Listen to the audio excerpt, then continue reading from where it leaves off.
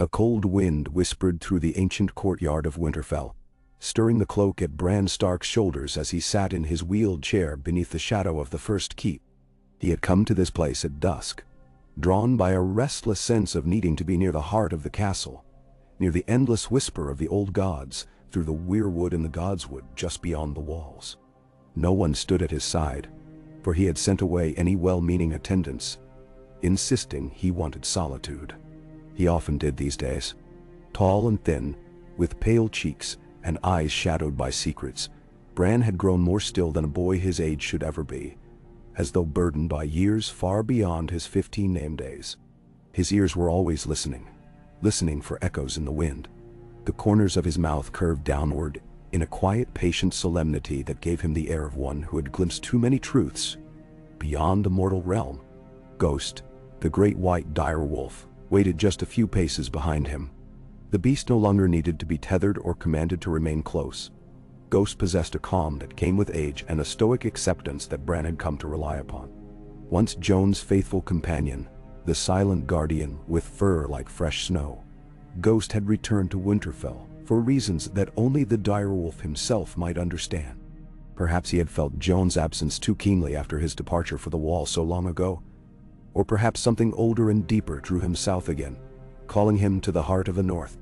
Regardless of his reasons, Ghost seemed content to stay, and Bran had an inkling that the old gods had played a role in guiding the wolf's feet.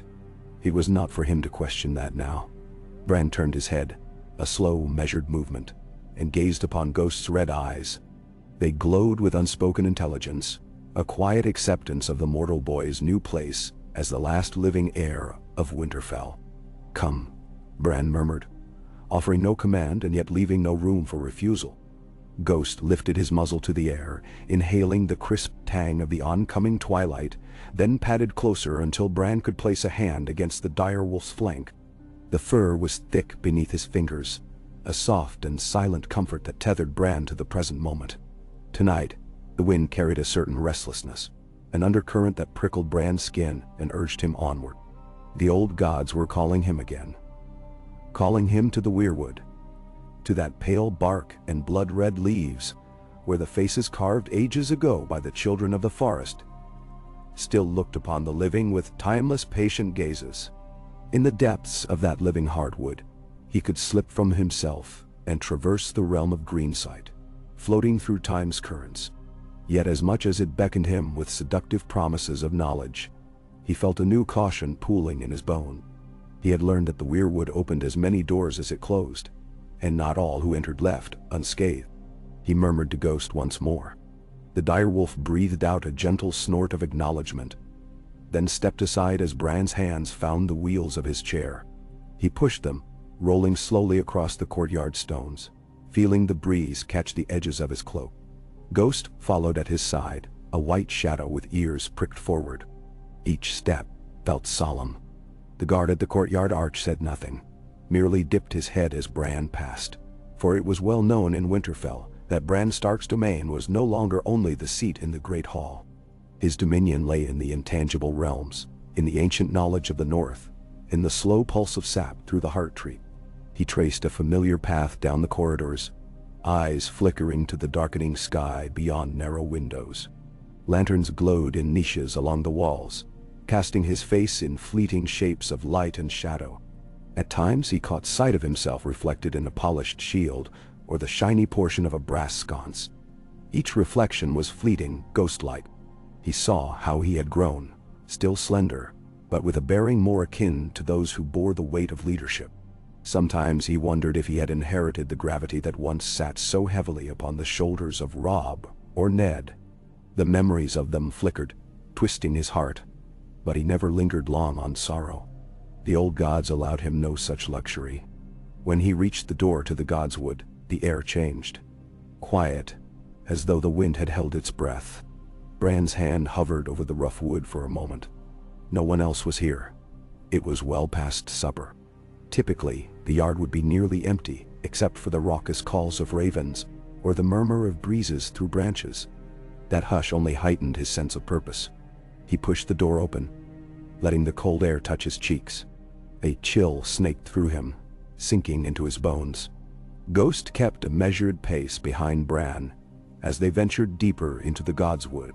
The canopy overhead was no longer a vibrant green, but the near black of night, the leaves stirring against each other like hushed conspirators.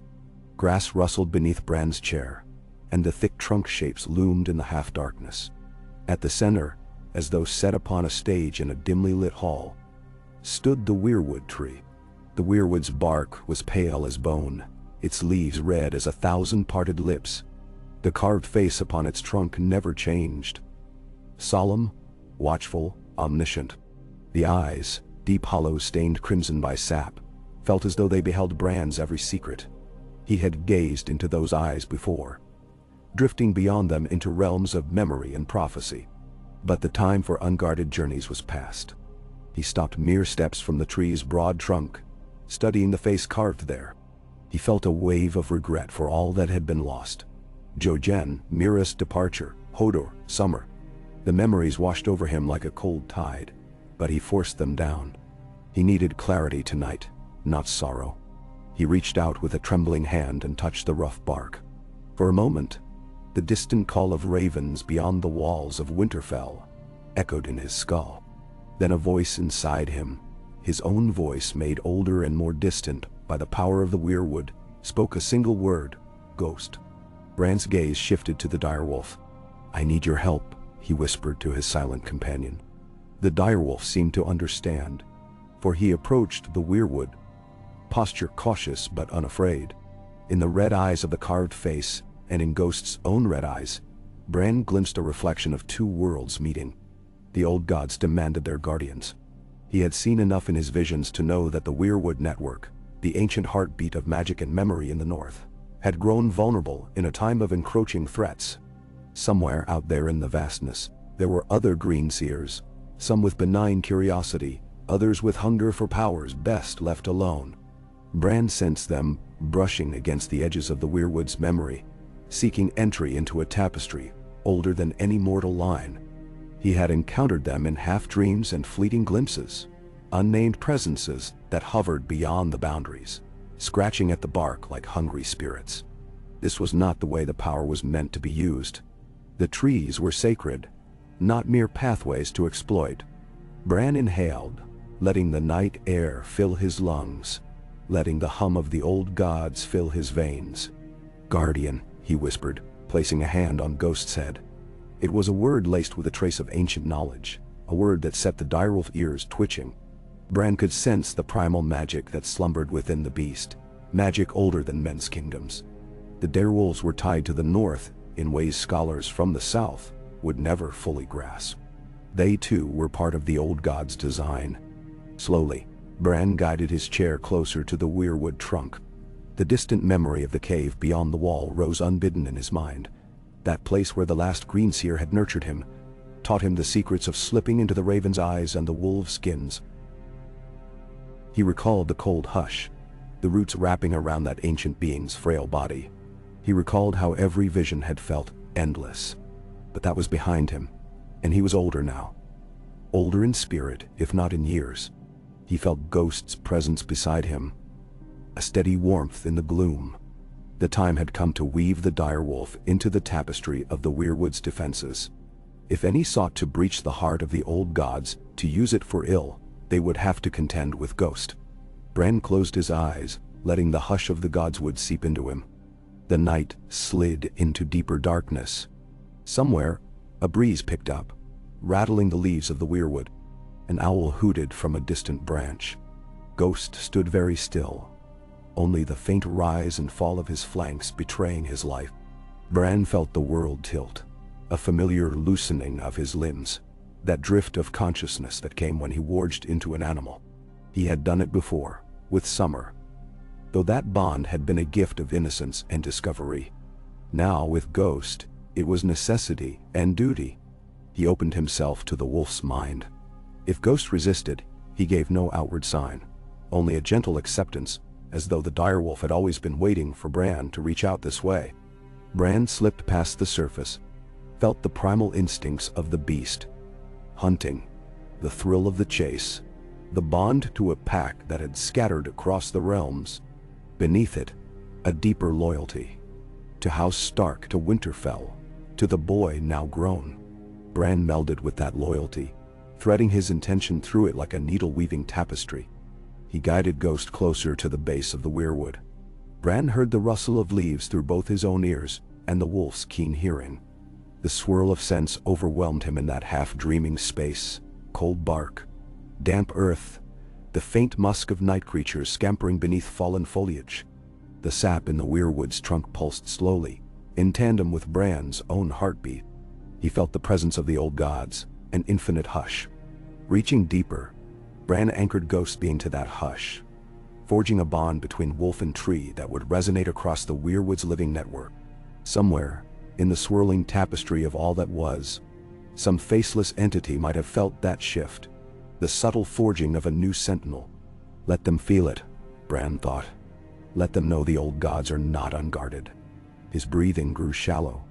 The effort was profound, more draining than any warging he had done before.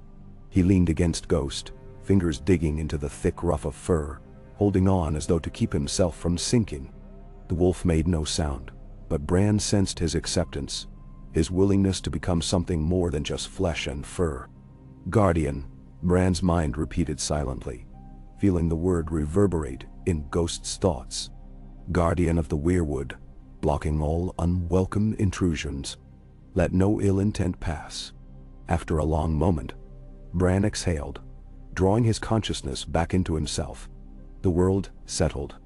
Ghost stood at the base of the tree, nose lifted, tasting the air as though finding some new awareness. Bran looked at him with weary gratitude. "Thank you," he said softly, though he knew no words were needed. The bond had been formed in the old way, deeper than speech. He allowed himself to linger there, letting the hush envelop him once more. If any Greenseer or curious spirit attempted to slip into these sacred roots uninvited, they would now encounter Ghost's silent presence standing guard. Bran himself could still access the Weirwood's memory, for it was not a barrier to him, it was a barrier to those who would exploit or defile. The old gods had chosen him to safeguard these gifts, and he would not fail them. A thin moon appeared through a break in the clouds, illuminating the clearing just enough to paint Ghost's fur with silver edges. Bran studied the Weirwood face. In the half-light, it seemed to shift from sorrow to calm acceptance, though in truth he knew that face would never physically change. Still, he felt relief, as though the ancient eyes recognized that a new measure of protection had been woven into the living wood. The air was cooler now, the smell of distant snow drifting on the breeze. Winter had come and gone in cycles, but the cold was never truly absent. This was the North after all. The promise of frost lingered always. It was time to return to the warmth of the castle, to rest. Yet Bran did not move immediately. Instead, he breathed in the night, feeling the hush of the godswood settle into his bones, marking the first moments of a long vigil. He let his hand slide over Ghost's fur. The direwolf turned his head, nuzzling Bran's arm, a silent affirmation. They would stand together in this new duty. Gradually, Bran eased his chair back, wheels rolling softly over the damp grass. Ghost padded beside him, never straying more than a pace away. Slowly, they made their way back through the trees, leaving the Weirwood behind to stand in silent watchfulness. By the time Bran reached the door that opened from the godswood to the castle interior, he could barely keep his eyes open from weariness. The strain of the new bond weighed upon him, a sweet ache that promised deeper dreams. He paused at the threshold. Ghost sat by his side. Bran lifted his gaze to the night sky one more time, to the scattered stars. "Let them come," he whispered, not in challenge, but in quiet acceptance of what might lie ahead. Then he guided himself and Ghost through the door, the hush of the old gods retreating behind them, but never leaving him entirely. The corridor was empty, lamplight flickering across stone. Ghost's claws clicked softly against the floor. Bran's mind still brimmed with the echoes of that potent magic. His heart pounded in a slow, steady rhythm that matched the pulse of the Weirwood sap. He could sense flickers of 1,000 different times weaving through the edges of his consciousness.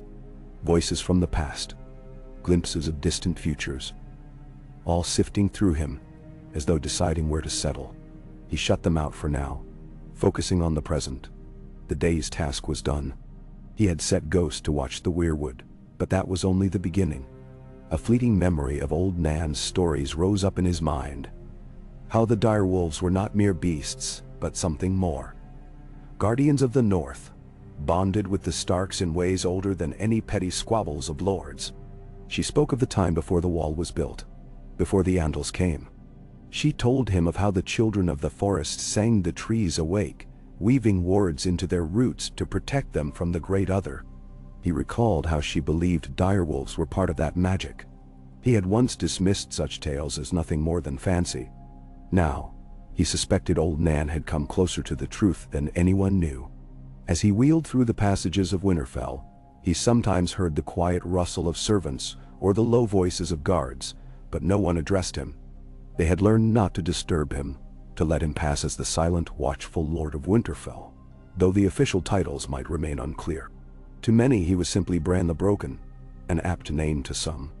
But he did not feel broken tonight. He felt like a vessel for the old god's will. He entered his chambers at last, a modest room compared to what a Stark lord might once have occupied, but comfortable enough. A small fire crackled in the hearth, left over from earlier.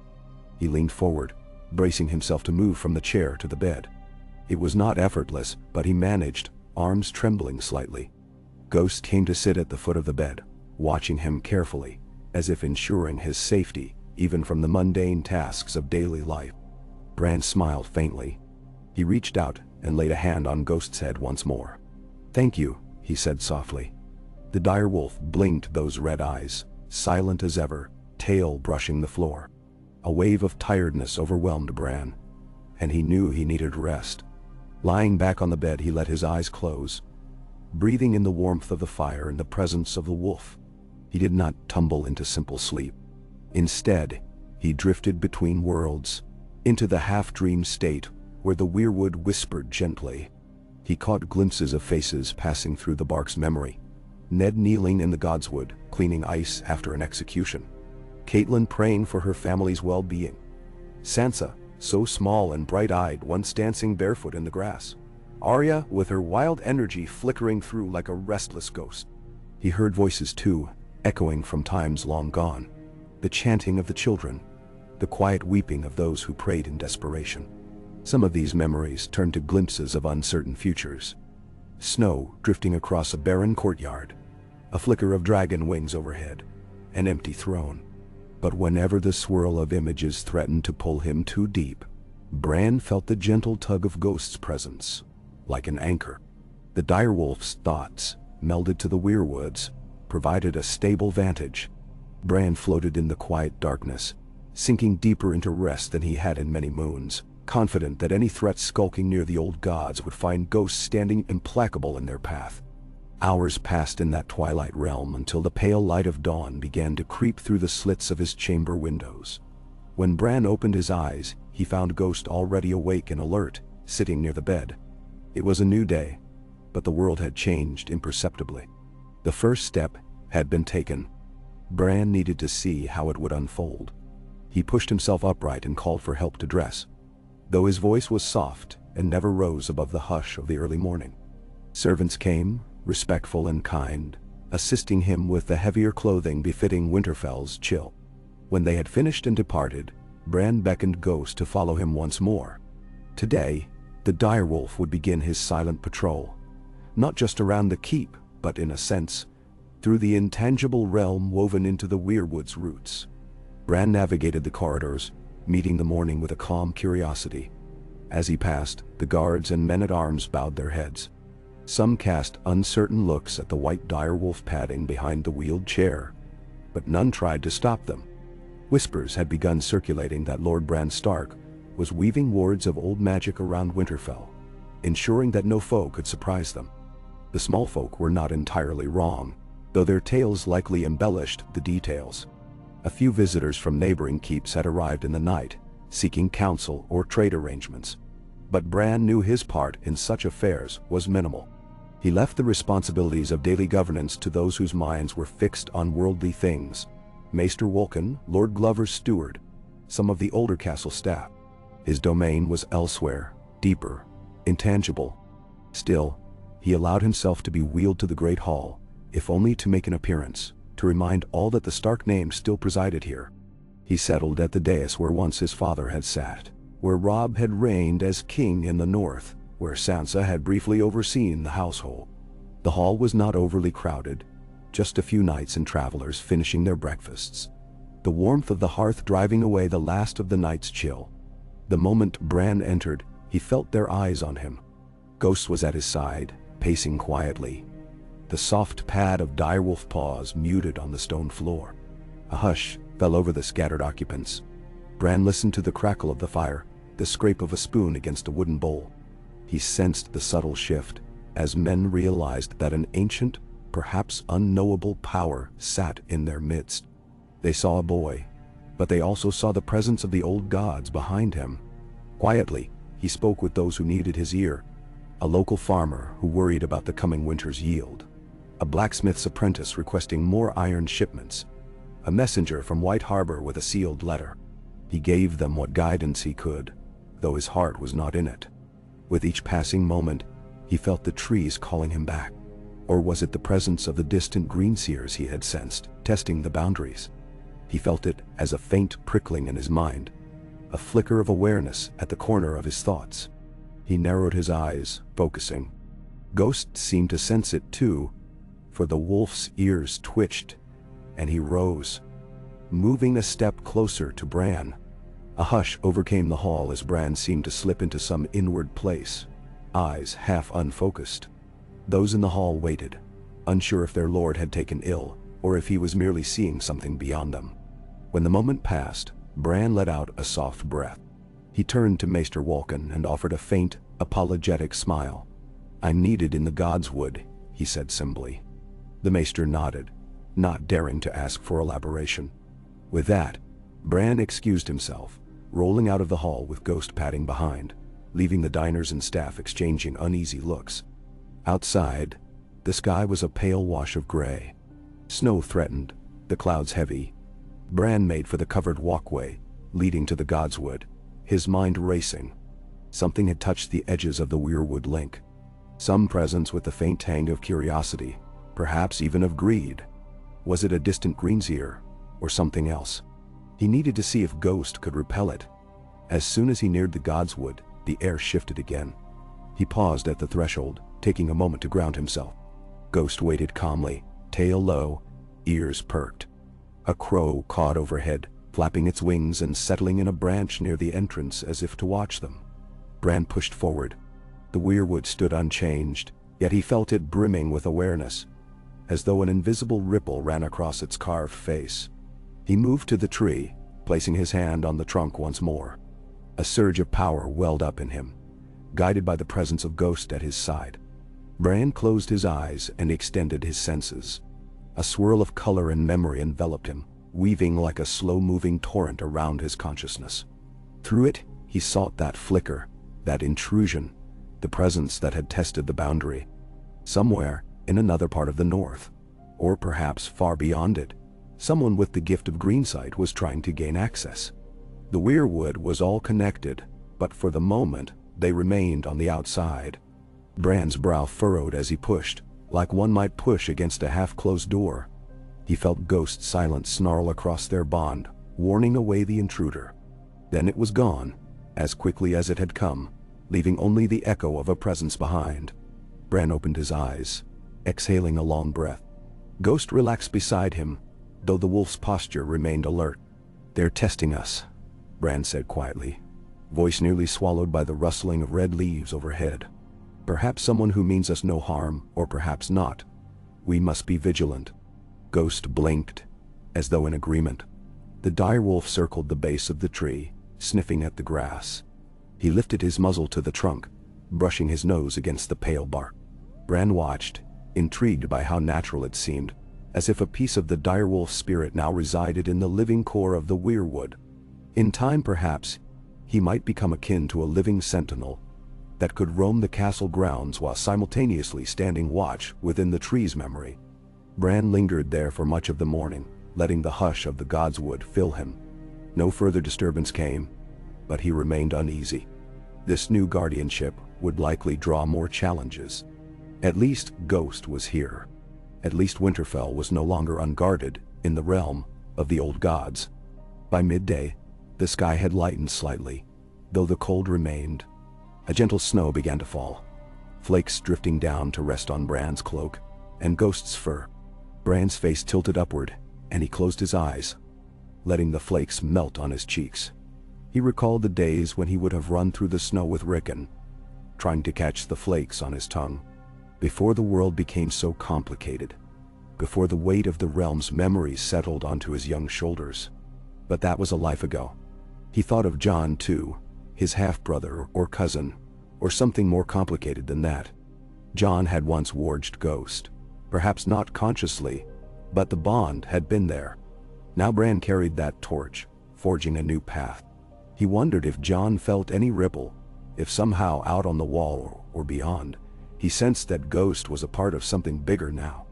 Part of him yearned for Jon to come to Winterfell, to see and understand. But the winds of time and war had cast them in different directions. Perhaps one day they would converge again. Afternoon shadows began to stretch. Bran knew the servants would expect him to break his fast. But hunger seemed distant, overshadowed by the demands of the old gods. He turned to Ghost, stroking the white fur that had begun to accumulate a dusting of snow. "We should patrol," he murmured.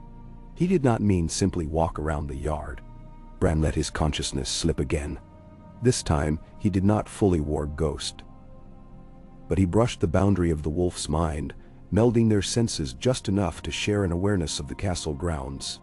It was strange, experiencing the world through two vantage points at once, but he had grown used to it. He felt the cold seeping into his limbs, the smells of horse manure and hay from the stables, the faint tang of iron from the blacksmith's forge. Then he let that awareness expand outward, tapping into the faint lifelines that threaded through the Weirwoods across the region. Not to travel the memories, but just to sense if any threat approached. It was quiet. The presence that had tested them earlier seemed gone, or else concealed. Bran guided Ghost around the perimeter of the Godswood, then out into the courtyard where men trained with swords or carried supplies, then along the outer wall. Guards nodded to them, uneasy at the direwolf's proximity but too respectful to protest. Ghost's silent footsteps left barely any prints in the light snow. Bran felt a faint tension from the watchers on the battlements. Some of them had never grown comfortable with direwolves, associating them with savage legends. But no one said a word against Ghost. They would not dare.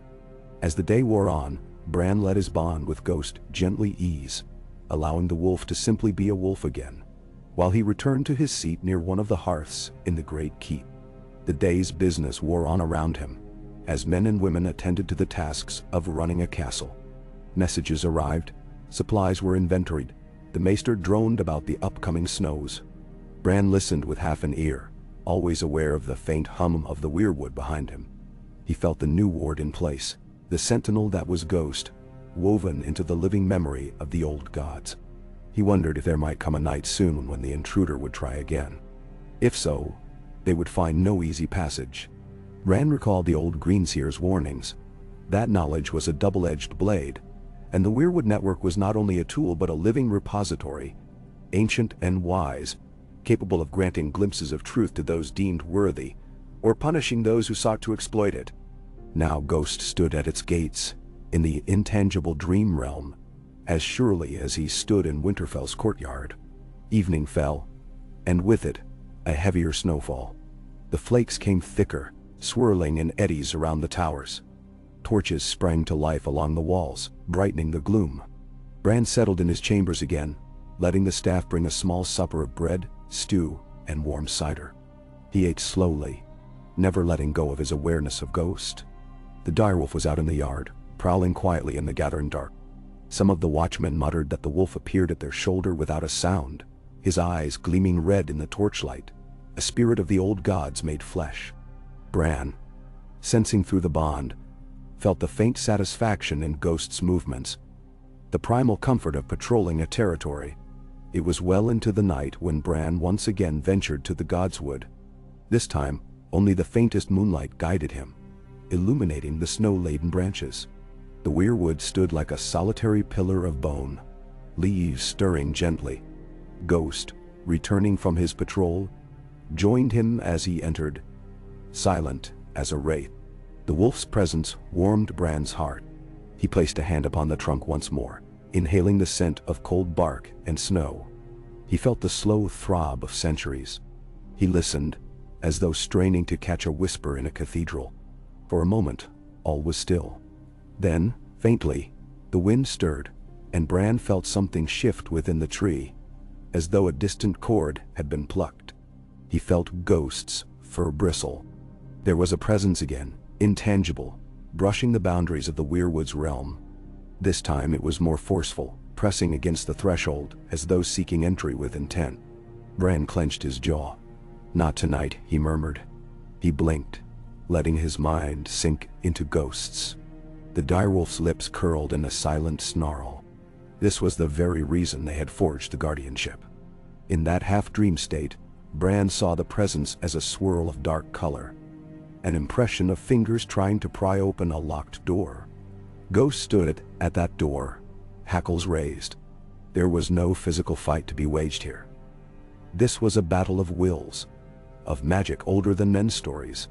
Bran guided Ghost's spirit, lending strength to the direwolf's silent roar, pushing back with a wave of denial. The swirling shape wavered. For an instant, it seemed to shift, taking on the vague outline of a tall figure. Then it was gone, repelled into the void, leaving no trace but Bran's pounding heart. He withdrew slowly, releasing the breath he hadn't realized he was holding. His hand, still on the bark, trembled. Ghost exhaled a soft huff, tension still coursing through his powerful body. Bran's pulse drummed in his ears. Who was that? Some Greenseer? A warlock from Essos, perhaps, or one of the children of the forest twisted to a dark purpose. He could not be sure. But they had tested the barrier again and found it barred. Bran's chest rose and fell with deep, steadying breaths. He had known this would happen eventually, that the guardianship would be tested. He lifted his gaze to the carved face in the trunk, the old god's visage seeming to stare back with inscrutable serenity. "You chose well," Bran said softly, glancing at Ghost. Indeed, the direwolf was the perfect sentinel.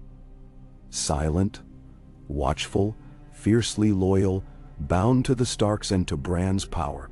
He felt a surge of gratitude toward the old gods for guiding Ghost back to Winterfell. He also felt a pang of longing, for Summer, for Hodor, for Mira, for Jojen, for all who had accompanied him on this strange journey into the realm of the Weirwoods. So many sacrifices. They had not been in vain. This silent clash under the moonlight was proof enough of that. Ghost lowered his muzzle, sniffing the air around the tree. Satisfied that the intruder was gone, he turned and padded to Bran's side. The boy, almost a young man now, stroked the wolf's head, letting the thick fur slip through his fingers. The cold air nipped at his cheeks. He felt the tension in his limbs subside, replaced by the quiet certainty that they had done what was needed. He remained in the godswood for a long time, listening to the wind, the rustling leaves, the distant hoot of an owl. Snow drifted around him, piling softly on the roots of the Weirwood. A part of him yearned for the simpler days of youth, but he knew there was no returning. He was a guardian now, a bridge between the mortal realm and the living memory of the old gods. Ghost stood at his side, the direwolf sentinel whose watchfulness would never waver.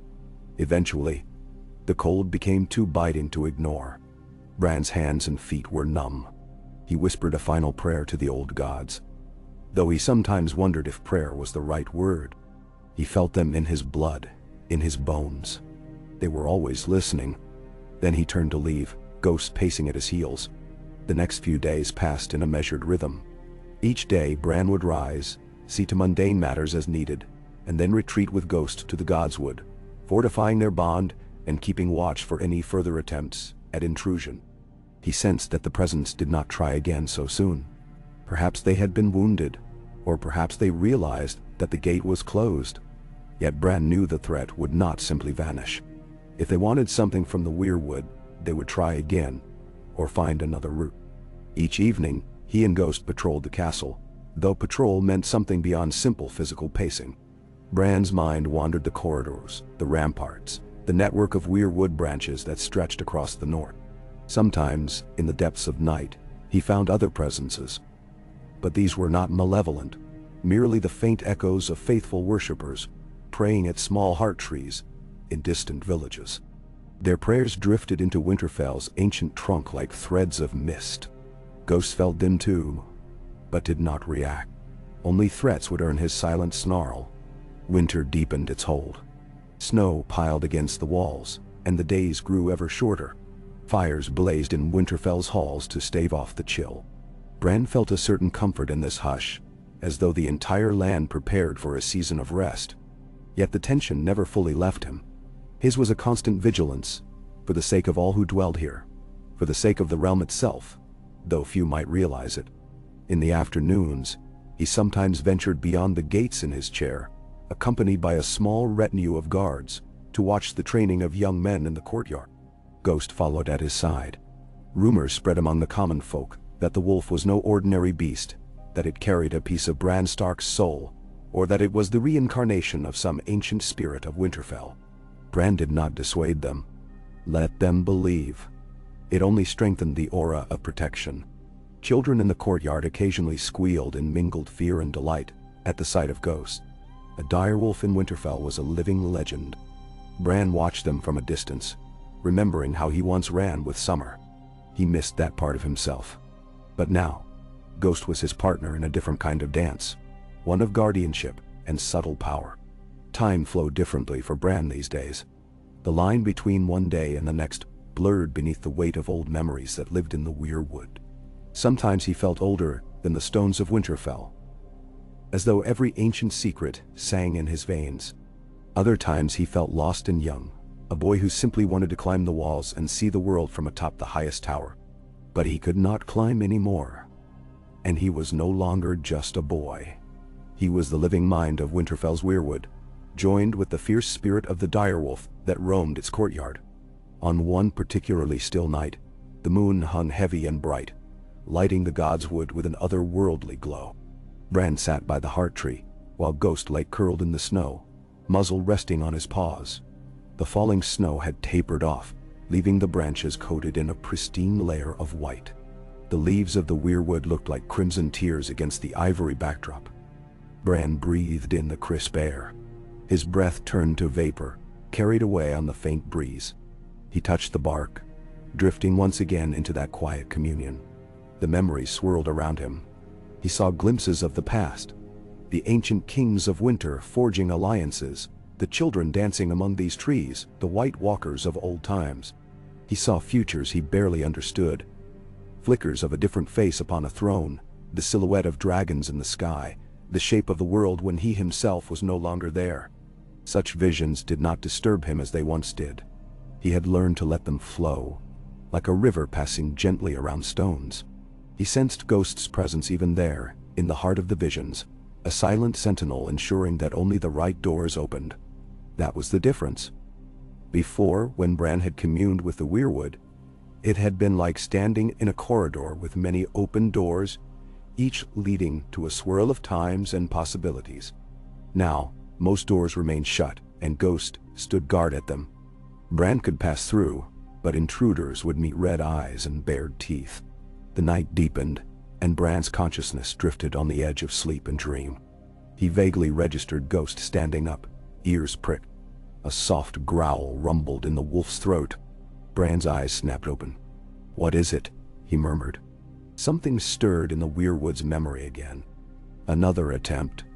He felt it as a pressure, subtle but distinct, like fingertips pressing on the outside of a drum.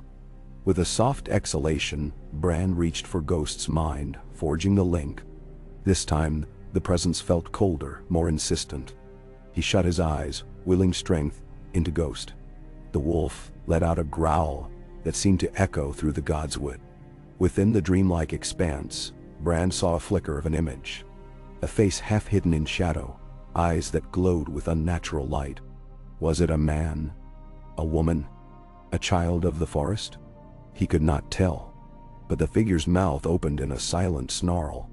In response, Ghost bared his teeth, and Bran flooded the wolf with resolute defiance. The figure recoiled, swirling into darkness. Another retreat. Bran's eyes fluttered open. He was breathing heavily, sweat beading at his temples despite the cold. Ghost's growl faded. The direwolf paced in a circle, unsettled. "They won't give up easily," Bran whispered, his voice tight. He did not know who they were or why they were so determined. Perhaps they sought the secrets of the long night, or the knowledge of dragon binding, or something else entirely. Whatever their goal, it would remain inaccessible. The bond between Bran and Ghost held firm, ensuring the Weirwood remained safe. A hush fell again, and Bran slumped back, exhausted. The cost of fending off these intrusions was draining him. Yet he felt satisfaction too. They had succeeded once more. Perhaps next time, if there was a next time, he would learn more about this would-be invader. For now, the night belonged to the old gods. Ghost returned to Bran's side, nuzzling his hand. Bran stroked the wolf's fur, feeling the comforting warmth. Together, they stared up at the moon, each lost in their own thoughts. Bran thought of how his life had led him here, to this moment, to this role as protector of the old ways. He thought of all he had sacrificed, and all that had been sacrificed for him. Sometimes the weight of it felt like it might crush him, but with Ghost at his side, that weight was shared. At length, the sound of the castle bells marking the hour drifted through the still air. Bran stirred, realizing how late it must be. He glanced at Ghost. "Let's go," he said softly. The wolf turned without hesitation, and Bran wheeled himself away from the heart tree.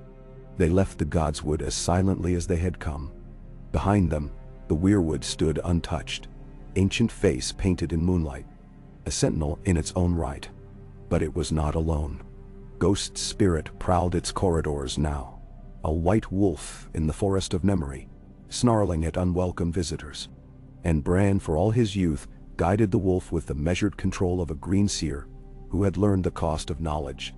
He made his way back to his chambers. The halls deserted at this hour, only the occasional guard dozing by a brazier. Bran moved quietly, the wheels of his chair muffled against stone floors. Ghost's footfalls were nearly imperceptible. Once within his room, Bran collapsed onto the bed, mind thrumming with adrenaline and the residue of magic. Ghost settled at the foot, ears still alert, as though ready to spring at any moment. Bran closed his eyes, but sleep did not come easily. His thoughts churned with questions about their unknown adversary. How many were out there, seeking to exploit the Weirwoods? What secrets did they want? Did they come from the far north? Or some hidden enclave of sorcerers in the south? Or even across the narrow sea? The possibilities weighed on him. But he remembered his father's words once upon a time.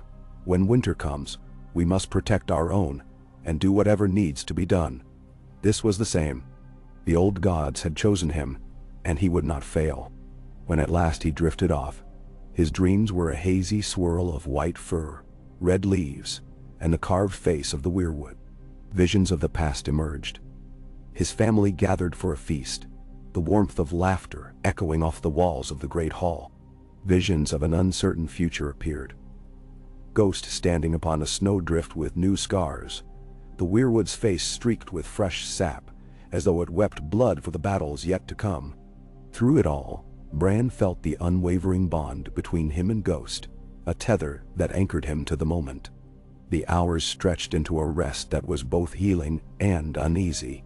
When morning came, the sunlight glimmered on new fallen snow, and Bran awoke to find Ghost still there, watchful as ever. He pushed himself upright with a soft groan, rubbing the sleep from his eyes. Ghost rose, tail swishing once. They did not need words to communicate. The day had arrived, and with it, new challenges, though perhaps hidden for now. Bran would continue his vigil, forging a quiet reign over Winterfell. The old gods guided him still, and Ghost was his strength. Visitors came and went, never fully comprehending what truly transpired in the Godswood by night or in the recesses of Bran's mind. They saw only the boy in the wheeled chair, wise beyond his years, and the great white dire wolf at his side, silent and imposing. And that was enough. Some days, they received ravens from far-flung corners of the north. bearing tidings of small troubles or petty disputes. Bran tended to them as best he could, sometimes slipping into the memories of the trees to see the lay of the land. Ghost's presence in his mind ensured that no unwelcome presence could slip in during those moments of vulnerability. The wards held firm. The people of the North slowly learned that though the times had changed, the old ways endured, and the last Stark son had inherited a legacy of power. As the weeks wore on, the intrusions lessened. Perhaps whoever sought entry realized that Winterfell was no longer an easy target.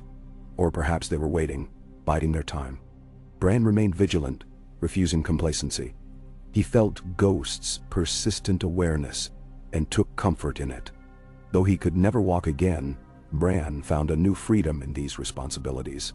He felt the swirling energies of the old gods, felt their quiet acceptance, and sensed that for all the tragedies that had befallen House Stark, there was a glimmer of hope.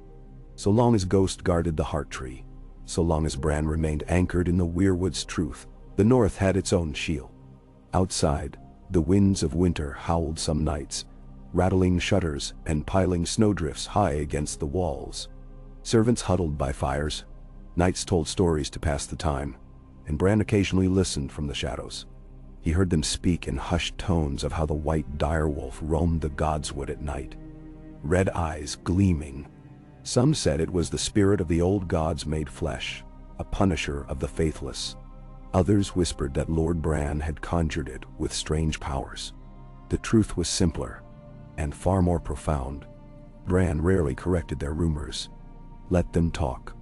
Let the legend grow. In a world still reeling from wars and dragons and White Walkers, the North needed its own stories of strength and mystery. In those stories, hope took shape. Each night, Bran felt Ghost's presence in the dark, patrolling the spirit corridors of the Weirwood, ever alert to the slightest breach. Each morning, the two of them greeted the day in quiet determination. And so the bond endured, tested by fleeting intrusions and the rigors of the passing weeks.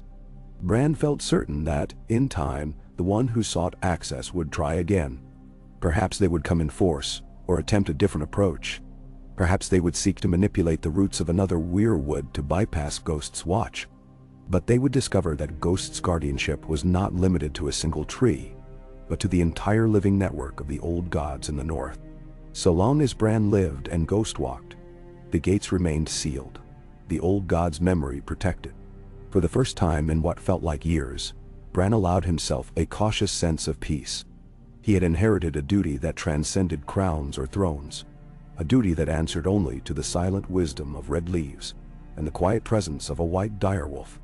And as winter's chill deepened around them, Bran found warmth in that duty, a sense of belonging that glowed deep in his heart like an ember that refused to fade.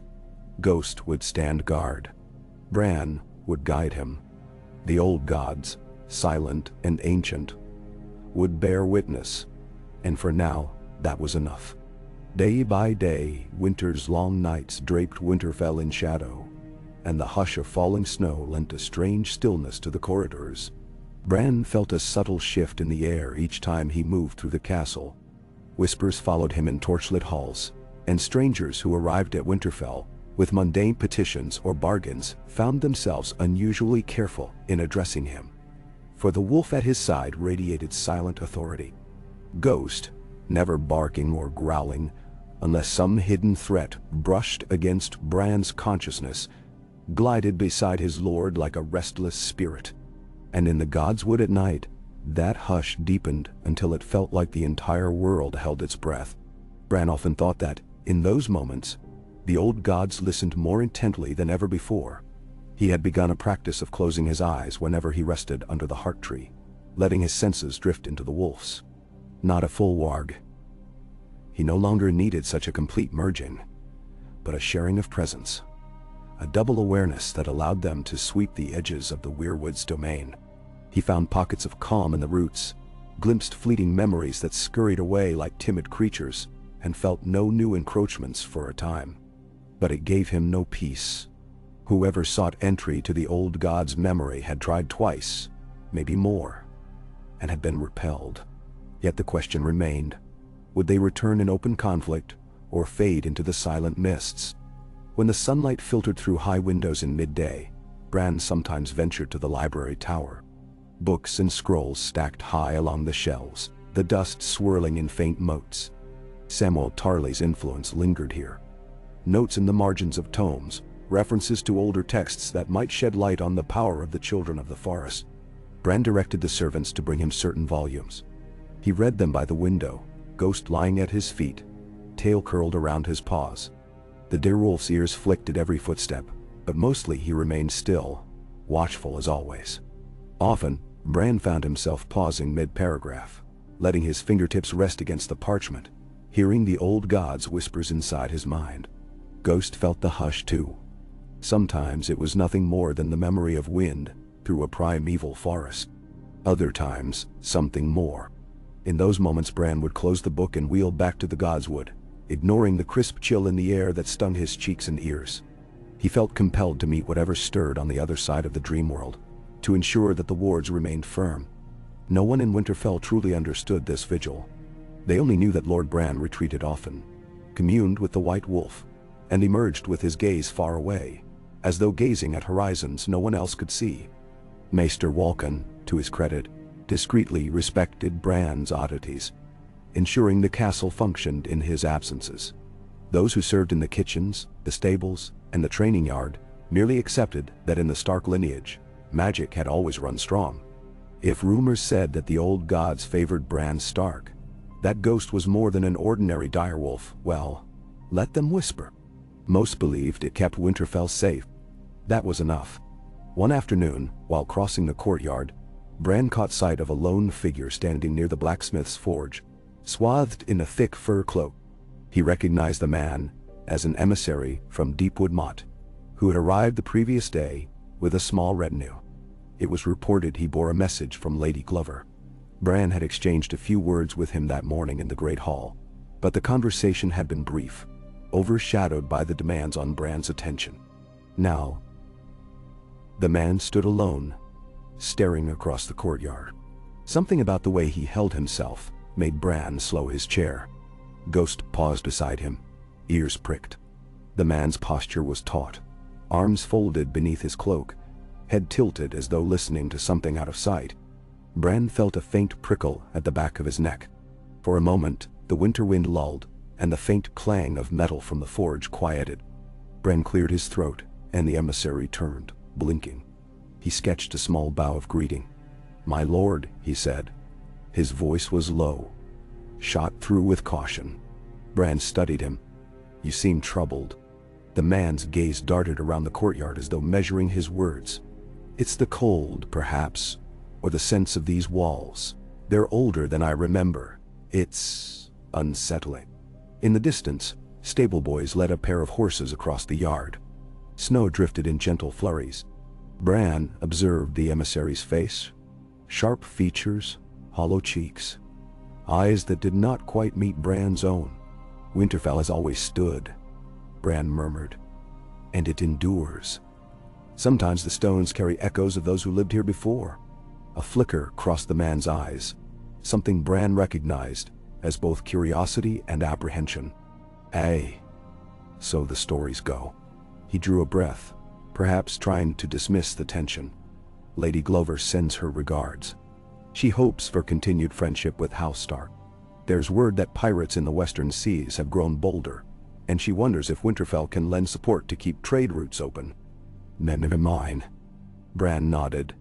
"I've no doubt the bannermen will rally if needed. But you didn't come to speak of pirates right now, did you?" The man's cheeks colored slightly. He looked away. "No, my lord. Forgive me. I was just feeling the hush of this place." Then, as though forcing himself to appear at ease, he gestured with a gloved hand. "I hear the dire wolf follows you everywhere." Bran's gaze dropped to Ghost, who returned the emissary's look with calm red eyes. "He's a guardian," Bran answered quietly. "He makes people uneasy if they harbor ill intent." A fleeting tension around the emissary's mouth caught Bran's eye, though the man offered a polite dip of his head. "I've no ill intent, my lord." Bran held the man's stare for a moment longer, then nodded. "Ghost will know," he said, letting the words hang in the chilly air. The emissary bowed again, perhaps more hastily than before, and took his leave with mumbled excuses about preparing for an evening feast. Bran watched him go, that faint sense of warning tugging at his mind. Ghost, too, seemed ill at ease. The wolf's ears twitched as the man disappeared around the side of the forge. Bran reached down, placing a hand on Ghost's head. "Watch him," he murmured, and in the secret corridors of his thoughts, he extended that whisper to the intangible presence the wolf held in the Weirwood's memory, like sending a ripple across a still pond. They continued across the courtyard. Bran paused near the steps that led down to the crypts, glancing at the silent mouth of that passage. Once, he used to venture there to feel the presence of his ancestors, read their names on the statues beneath the flickering torchlight. Now the crypts felt different. Less like a place of quiet reflection, more like a secret that guarded its own mysteries. He had enough secrets to contend with already. Turning away, he headed for the warmth of the great keep. That evening, feasting in the great hall was subdued compared to the boisterous banquets of old. Fewer lords gathered, and the winter gloom seemed to weigh on men's spirits. Still, there was mead and bread and hot stew that perfumed the air. Bran sat at the high table, Ghost stretched out at his feet, and listened to the low hum of conversation. The emissary from Deepwood lingered at the far end of the hall, speaking quietly with some other guests. Bran noted the sideways glances cast in his direction, recognized the tension in the man's posture. Something about him felt out of place, as though he was searching for something but not quite sure how to proceed. Occasionally someone approached Bran with a concern, a dispute over land boundaries, a request for additional supplies. He responded as best he could, offering calm, measured words.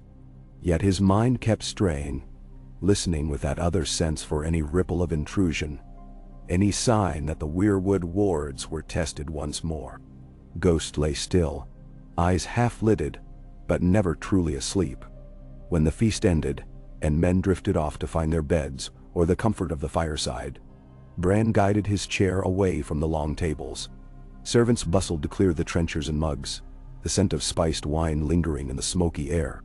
He sensed the emissary's gaze following him as he departed the hall, but he did not turn around. Ghost padded ahead, cutting a path through the crowd with effortless authority. Bran made his way to a quiet corner near the kitchens, where a narrow corridor led out to the covered walkway toward the godswood. He paused, hearing distant laughter and music behind him. Ghost's ears flicked, and Bran caught the faint echo of footsteps behind them. Without making a sound, the direwolf turned, posture alert. Bran shifted his chair around just in time to see the emissary from Deepwood step into the corridor, cloak swaying at his heels. "Lord Bran," the man said, forcing a smile. His voice echoed slightly in the confined space. "I didn't mean to startle you." Bran studied him, noticing the tension in his stance. "You didn't," he replied. "What is it?" I wanted to ask you something, privately. You see, I've heard stories about your gift." The emissary's gaze flickered toward Ghost, who stared back with unsettling stillness. "They say you can see things in the Weirwoods." Bran felt the hair on his arms lift, a subtle warning from within. "Many in the north pray to the old gods," he said carefully. "Some say the godswood grants answers, though rarely plainly." The emissary swallowed. Yes, of course. I wondered if, through your gift, you might glean the outcome of certain ambitions. Lady Glover has many concerns, you see.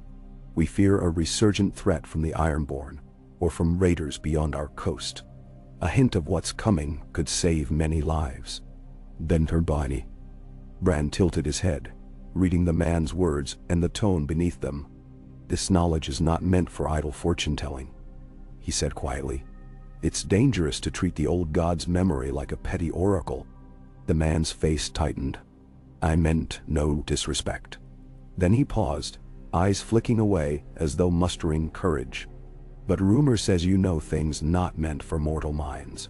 If you saw something in the heart tree, a sign of hope or doom, we would pay you well." Ghost stood, a low rumble in his throat. Bran laid a calming hand on the wolf's shoulder.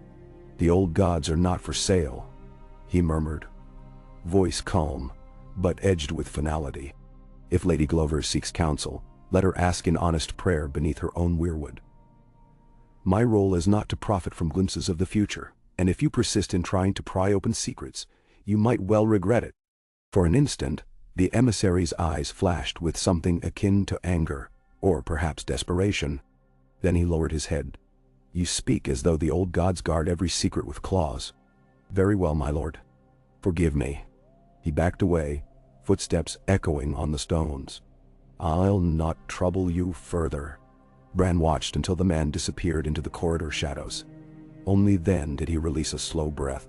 Ghost's hackles were raised, his silent warning a testament to the tension lingering in the air. Bran patted the wolf's flank. "Let it go," he whispered.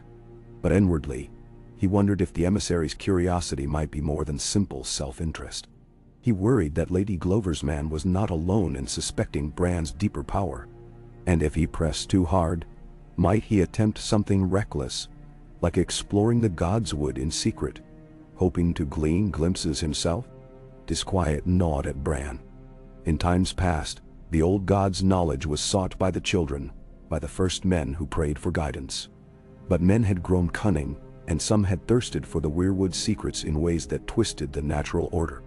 The glimpses of that intruder in the Weirwood dreams came to Bran's mind. Was this emissary in league with that unknown presence, or merely another mortal foolish enough to try and wrest cosmic secrets from ancient trees?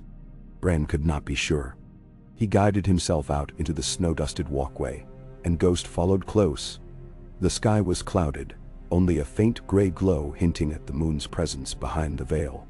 Wind hissed around stone corners, carrying the promise of a deeper freeze. Bran clenched his teeth, feeling the chill in his bones.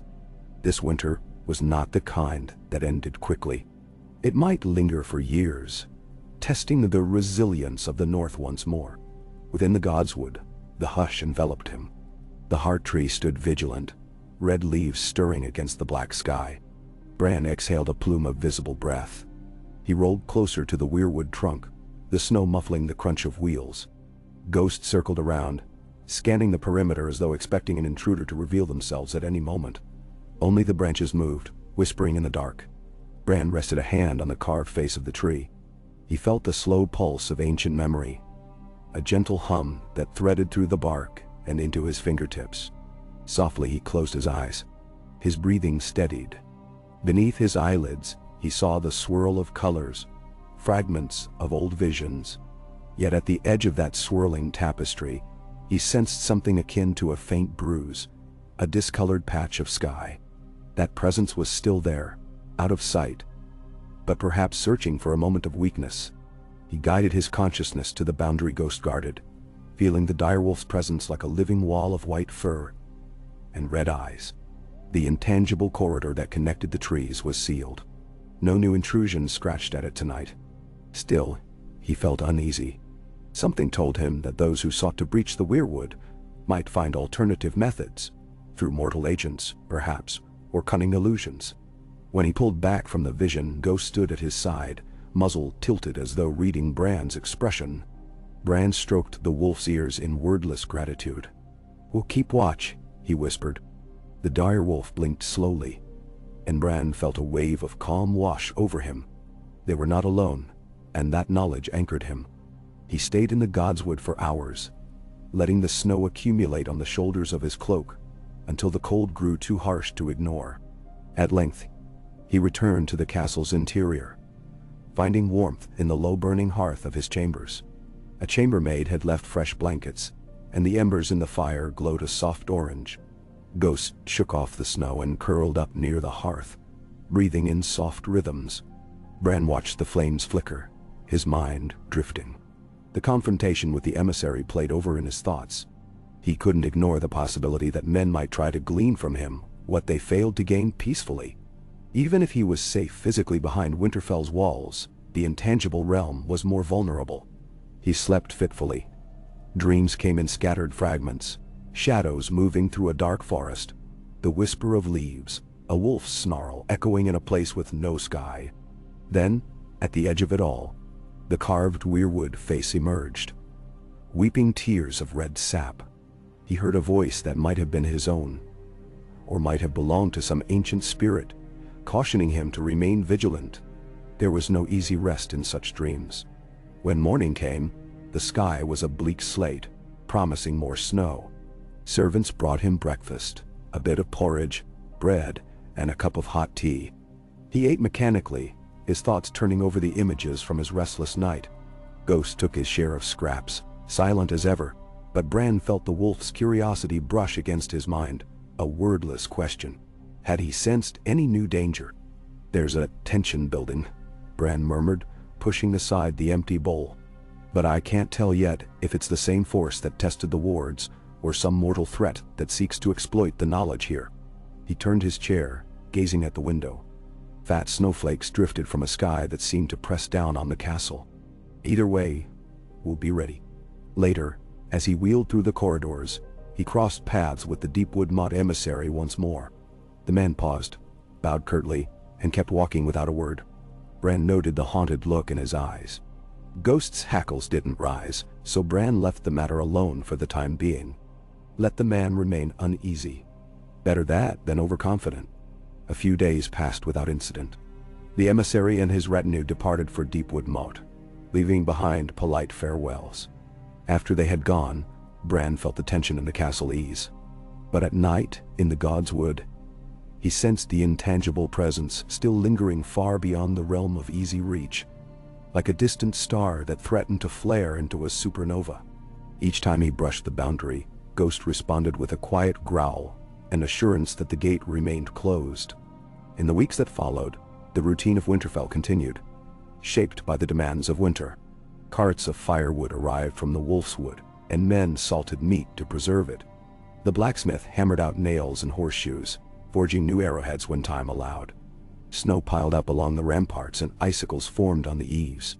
Bran made appearances in the Great Hall, conferred with Maester Wolkan, and listened to the concerns of household knights. He spoke little of the deeper magic to anyone. Some nights, he saw a ghost prowling the courtyard or the corridors, a flash of white fur against the gloom, as if the direwolf was splitting his existence between the physical fortress and the realm of the Weirwood. Once, during a midnight patrol, Bran felt compelled to follow Ghost out into the courtyard. Bundled in a heavy cloak, he made his way slowly, letting the wheel ruts in the snow guide him. The moon cast a silver sheen across the towers. Ghost sniffed the air, then trotted to the main gate, nose nearly touching the heavy wooden doors.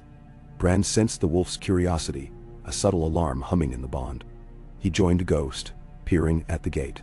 On the other side lay the open road, the wilderness. Nothing stirred, yet Bran felt the prickle of awareness. Something was out there in the dark, unseen.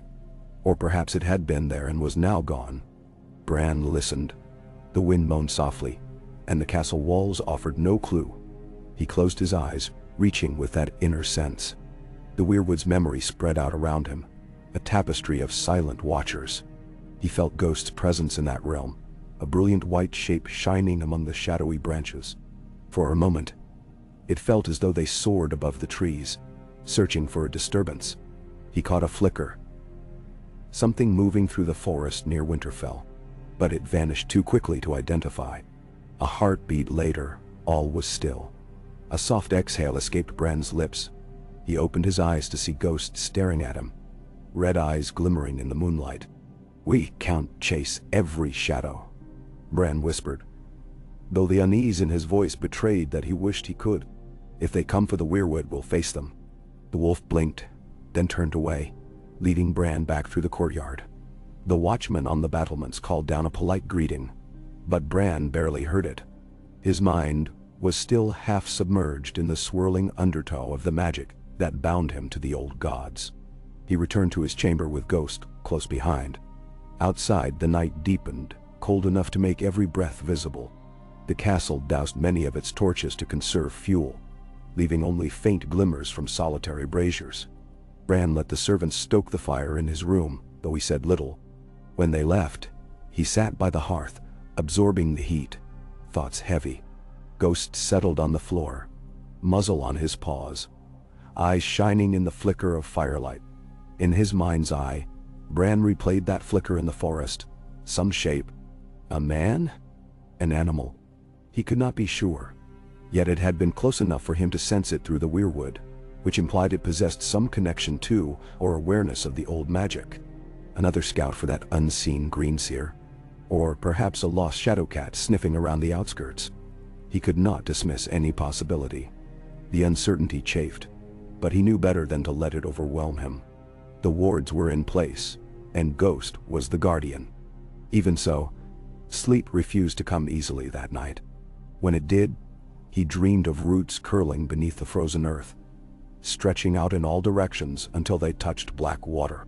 The reflection of a moonlit sky shimmered on that water's surface, and beyond it, he sensed an echo of a heartbeat, slow and mighty, yet faint, as if coming from a distance unimaginable. Ghost stood at the shore, ears pinned back. Bran called out, but the words died in his throat. Then the reflection broke apart, and he jolted awake. He gasped, blinking into the darkness of his chamber. The fire had burned low, and faint light traced the outlines of furniture. Ghost was there, watchful. The bond between them hummed with concern, but no immediate threat. Bran ran a shaky hand over his face, then lay back, heart hammering. Sleep eluded him after that.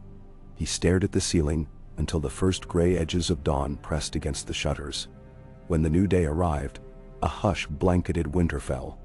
Clouds merged into a drab expanse of sky, and snow fell steadily, piling on every horizontal surface. Bran ate little, and Ghost picked at his meat. They spent most of the morning in the Godswood again.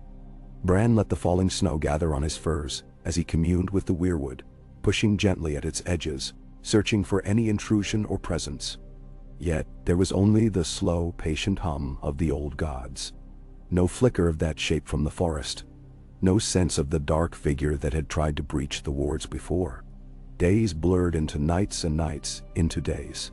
Some nights, the wind howled so fiercely that the shutters threatened to tear from their hinges. Bran heard the servants muttering about a storm that might last for weeks.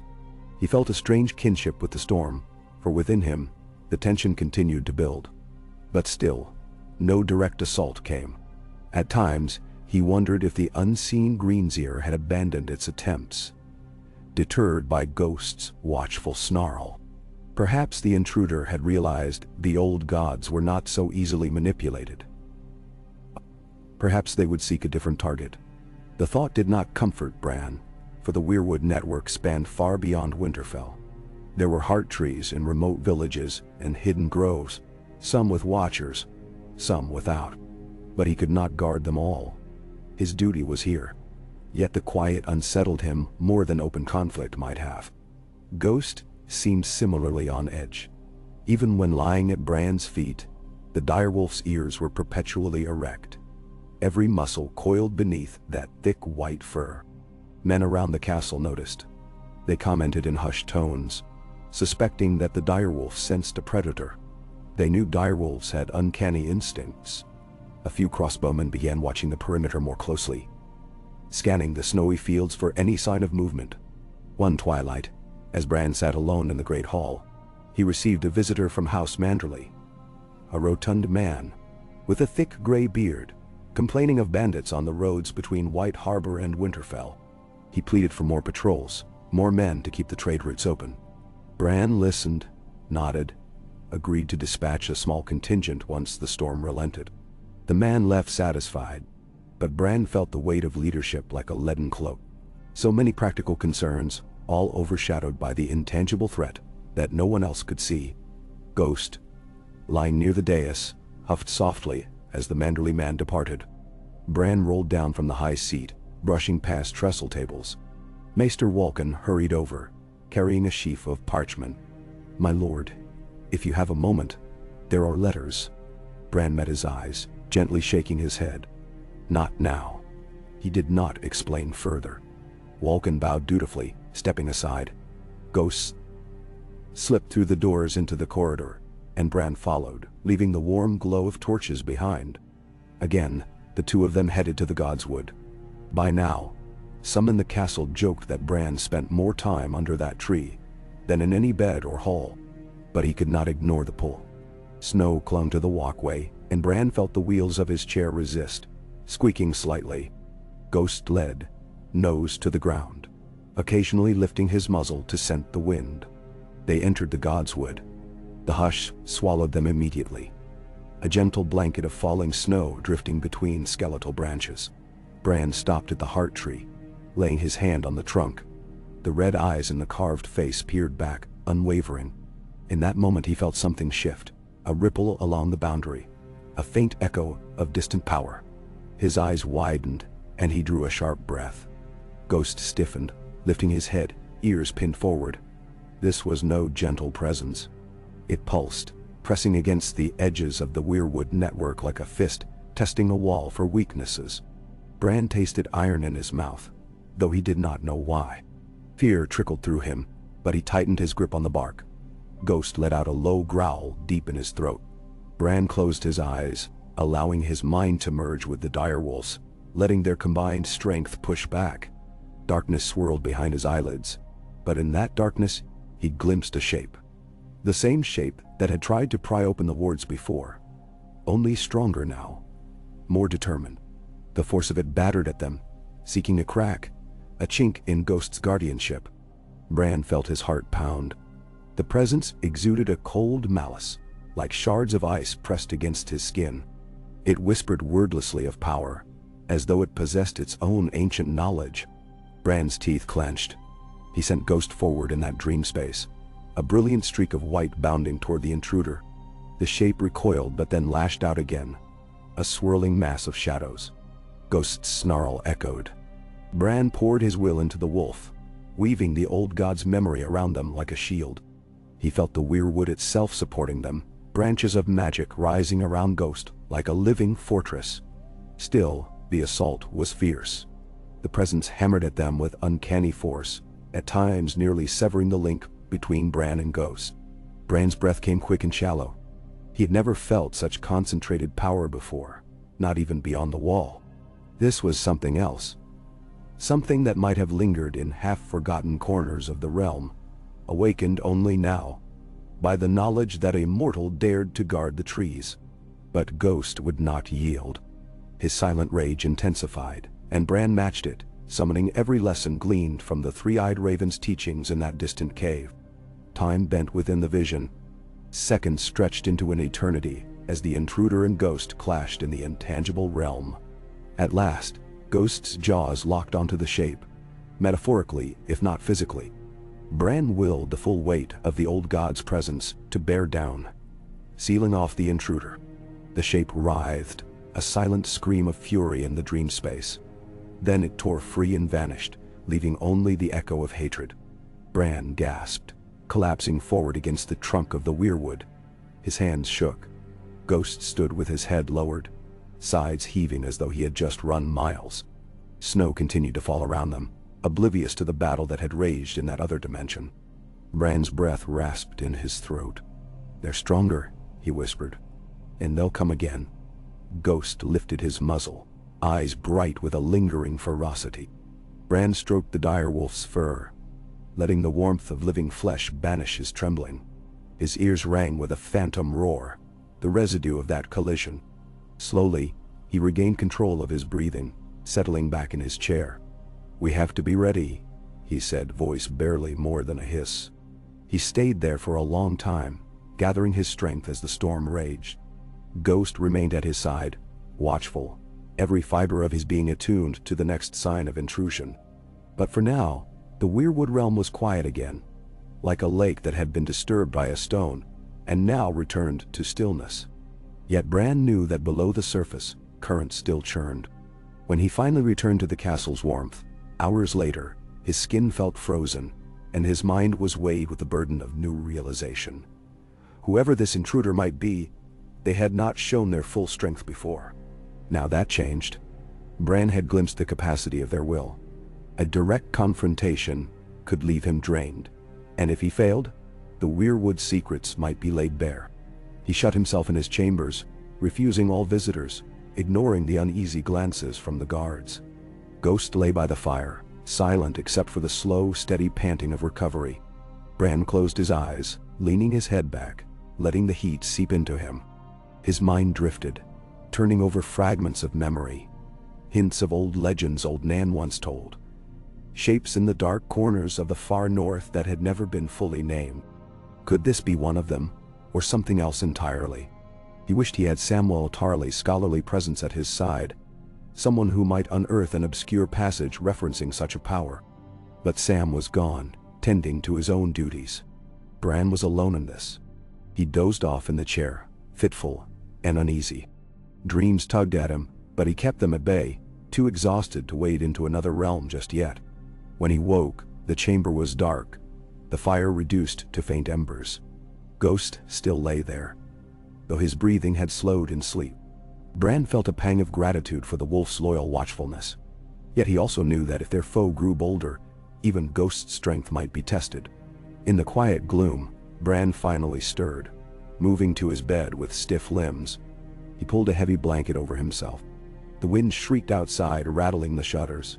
He closed his eyes and thought of Jon somewhere far away, perhaps patrolling the wall, or beyond it, or maybe wandering the realm.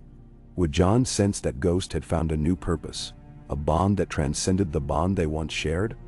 If he did, would it trouble him or bring him peace, knowing his direwolf served the old gods now? Those thoughts lulled Bran into a deeper sleep than he had known for weeks. This time, he did not dream of violent clashes or swirling shadows. Instead, he dreamed of simpler days, of running through the Gods' Wood on two healthy legs, chasing Arya as she pelted him with snowballs. He dreamed of Ned Stark's voice, calm and reassuring, telling him stories of the kings of winter. He dreamed of warmth and light, a memory so old it felt like it belonged to another life. Morning came with a clear sky, the storm passed. Sunlight glittered on thick blankets of snow that buried the courtyard up to men's calves. Bran woke, bones aching, but head clearer. The memory of the previous night's conflict was still vivid. He glanced at Ghost, who lifted his head from the rug, ears alert. They exchanged a silent acknowledgement. The battle was not over, but they had survived another test. By midday, the castle bustled with the aftermath of the storm. Men shoveled paths, stable hands knocked snow from the horses' manes, and children scurried about, delighting in the drifts. Bran could sense the stark contrast between their carefree play and the deeper conflict in the Gods' Wood, but he took a measure of hope in their laughter. Life went on, even under the shadow of ancient magic. That was the North's way. He spent the better part of the day in conference with various stewards, ensuring that supplies were distributed to outlying farms suffering from the storm. Though his mind never strayed far from thoughts of the Weirwood, he recognized the mundane duties that also formed part of his responsibility. Ghost accompanied him, patiently enduring the drifting in and out of meeting chambers. The direwolf's presence lent a silent gravity to every room they entered, reminding all that House Stark's power ran deeper than swords and treaties. That evening, after a light supper and quiet conversation with Maester Wolkan about the next wave of snowfall, Bran guided himself back to the Gods' Wood. He expected to find the clearing silent, the heart tree swathed in moonlight. Instead, when he arrived, he found the flicker of a single lantern hanging from a post near the entrance, casting a warm glow over the snow. Someone knelt in the clearing, their figure hunched in the dim light.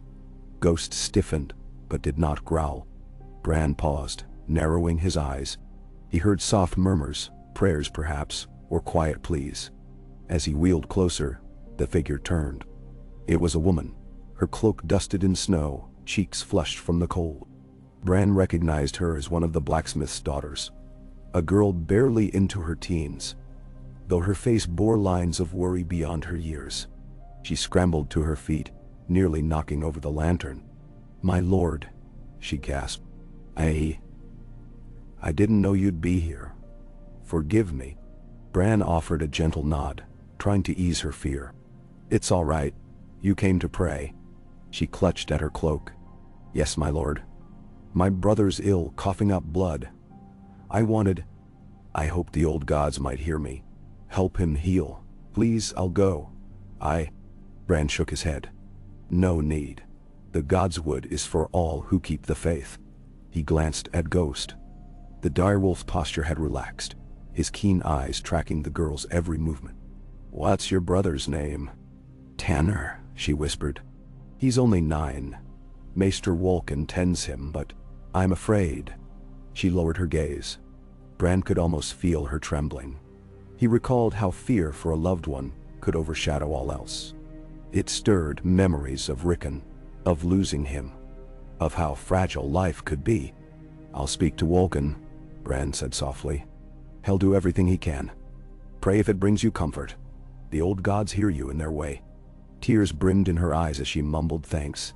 Then she dropped to her knees once more, closing her eyes in fervent prayer. Bran did not interrupt her. He merely moved aside, letting the soft hush of the godswood envelop them both. Ghost wandered around the heart tree, sniffing at the base of the trunk, occasionally glancing at the girl. After a few moments, Bran sensed the quiet acceptance of the old gods, as though they welcomed the sincerity of her plea. Once the girl finished her prayer, she stood, wiping her cheeks on her sleeve. She bowed to Bran, stammered her gratitude, then hurried back toward the castle, cradling the lantern's glow. Bran watched her go, a pang of empathy in his chest. For her, the old gods were a source of solace, a hope that her brother might be spared. She had no inkling of the ancient battles raging just beyond mortal sight. And yet, perhaps her simple faith was part of what gave the old gods their enduring strength. Alone with Ghost, Bran let his chair roll closer to the tree. The snow had been trampled by the girl's footprints, mingled with the wolf's paw prints. He gazed at the carved face, the eyes forever stained red. In that moment, he felt a surge of purpose. It wasn't merely about blocking some unknown Greenseer or warlock. It was about protecting the sanctity of what these trees represented for the living. Hope, memory. A quiet place to pray in times of need. He raised his hand to the bark again, closing his eyes to the cold. Immediately, he felt the calm presence of Ghost, radiating like a shield around him. The link to the Weirwood opened more smoothly than it had before. No immediate threat loomed. For now, the intruder had slunk back into the darkness, nursing whatever wounds Ghost's defiance had inflicted. Bran exhaled a slow breath. In the depths of that vision space, he saw the faint glow of prayers drifting like motes of light. The blacksmith's daughter's prayer was among them, a small bright spark. He sensed no direct power in it, only a humble longing for help. And beneath that quiet glow, deeper and older, he felt the primal heartbeat of the Weirwood, the living memory that Ghost guarded. It thrummed like a slow drum, reassuring him that the old gods still watched, still listened. When he withdrew from the trance, Ghost was at his side. The wolf pressed his muzzle gently against Bran's arm, as though asking if all was well. Bran nodded, blinking away the haze of communion. "We'll be ready," he whispered. "For her sake, for everyone's, and we won't let them through." Snow drifted, swirling in the night air, whispering across the courtyard stones. In the quiet, Bran could almost hear the old god's response, resonating in his own heartbeat. He and Ghost had claimed this vigil. They would not abandon it. Thus continued the long watch. Nights bled into days, storms came and went. Travelers arrived seeking shelter, and all the while, Ghost guarded the Weirwood, repelling silent forays into its memory. At times, Bran could almost forget the tension, lulled by daily tasks. Then, in the hush of midnight, he would sense a subtle scrape at the edges, a reminder that the intruder had not forgotten. Word spread throughout the north of the white direwolf, who prowled Winterfell's godswood, of the boy who communed with the old gods, ensuring no ill luck befell those under his protection. Some scoffed, calling it superstition. Others believed fervently, repeating the tale around hearthfires until it took on the power of a myth. And so the legend grew, that Brandon Stark, last heir of the line, was no mere mortal lord, but an embodiment of the old god's will, with Ghost as his totem and sentinel. Bran sometimes felt uneasy about these legends. He was still just a boy in so many ways, unsure of how to navigate the realm of men, let alone the realm of spirits.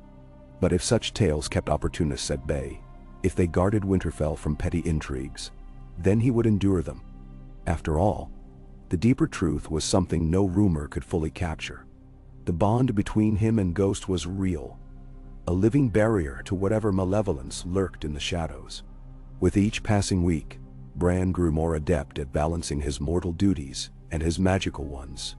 Ghost, too, seemed to adapt, dividing his time between a physical patrol of the castle grounds and a watch within the Weirwood's unseen corridors.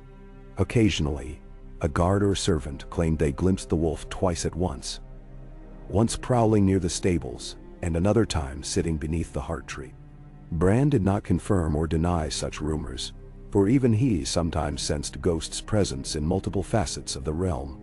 The snows deepened, the nights stretched longer, and the hush of winter settled into every nook of Winterfell.